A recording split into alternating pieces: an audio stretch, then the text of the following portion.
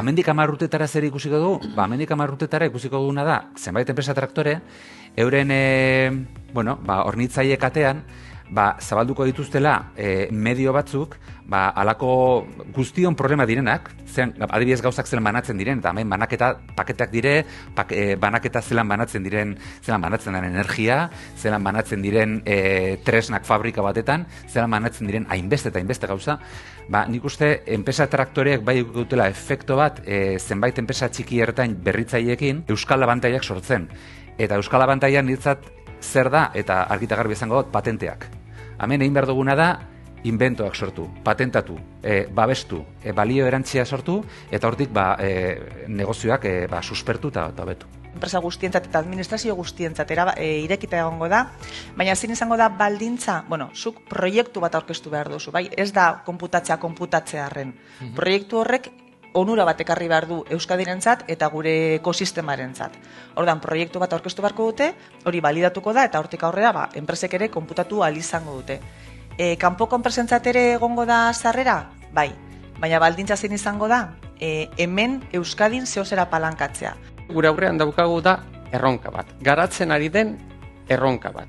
Eta gainera, aukera bat daukagu, ez bakarrik akademia, baizik eta enpresa, erronka horretan parte hartzeko. Eta hori da, momentu egokia. Ze bestela, berandu egi izan daiteke. Eta nik uste kuantikan oso momentu gozoa dau. Ondala urteak iaz eginean honetan inbertzio bat eginez, eta urrengoko 10-15 urtetan auskalo, nik uste nahiko euskal enpresak eukiko dutela euren zorro teknologikoan edo balio zorroan edo horretan, eukiko dabe zeo zer kuantikarekin zerikusia dekona, eta balio erantzi bat ematen dutzana, eta nolabait merkatuan posizio hobe batetan lagaten duena. Euskadi txikia gara, baina oso argi daukagu zertan inbertitu behar dugun, eta horrekin aurrera, eta kuantika bide bat da, eta beste 1000 bide dauz, begiratzeko aurrera, eta esateko ni prest egon nahi dut, eta hau egiteko hemen inbertitu behar dut. Eta hori lortzen ari gara, publiko eta pribatuaren artean. Ordenagailu kuantiko horren pentsakera zegoenean ere, baina bakari kontzeptualki bezala noizbait eukiezkero atera zuen alako algoritmo bat. Non bakarik aplikagarrien ordenagailu kuantiko hipotetiko batean, garai horretan, gaur egun ordenagailu kuantikoiek egon bat daude. Ze gertatzen da, qubit gehiago behar direla aplikatzeko. Daukagunean, eta izango ditugu, ze hori bai, karrera hori oso harin dijoa, Espero genuen, baino asko ze harinako. Talentu mailan, gu gai izango gara, eta gai izaten gara gainera erakartzen, lehenengo, punta-puntako talentua zene hemen ikertu nahi dute. Ikusten dute zer dago nor, zer ekosistema daukazuen hor, eta jendea etortzen ari da ona ikertzera. Horrek azkenean bai zer erakartzen du? Ere, inbertsioak erakartzen ditu.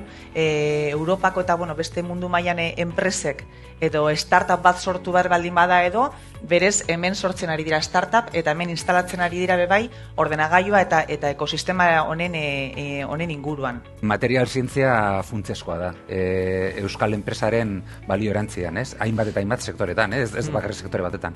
Beraz, nik uste material zientzian badekogula kriston aukera. Hor gaina nazten da ez bakarrik konputazioa, sentsorika kuantikoa ikusten dugu oso potente datorren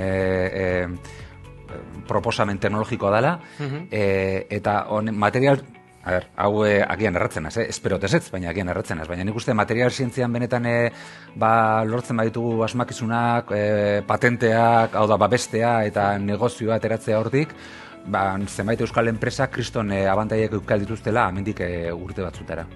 Ikertzen ari gara honetan edo gobernuaren munduan, enpresen munduan ere parte hartu behar dute. Enpresa handiak zer ezanik ez, aiekeria sartzen ari dira. Eta enpresa txikiak badakiku spin-offak eta startup sartzen ari direla bide honetan. Bidea hause guztion artean eraiki behar dugu. Batez ere gero, egongo direnean, krisialdi horretan egongo direneak, batez ere, ziurazki indatxoak izateko, hortik ateral izateko.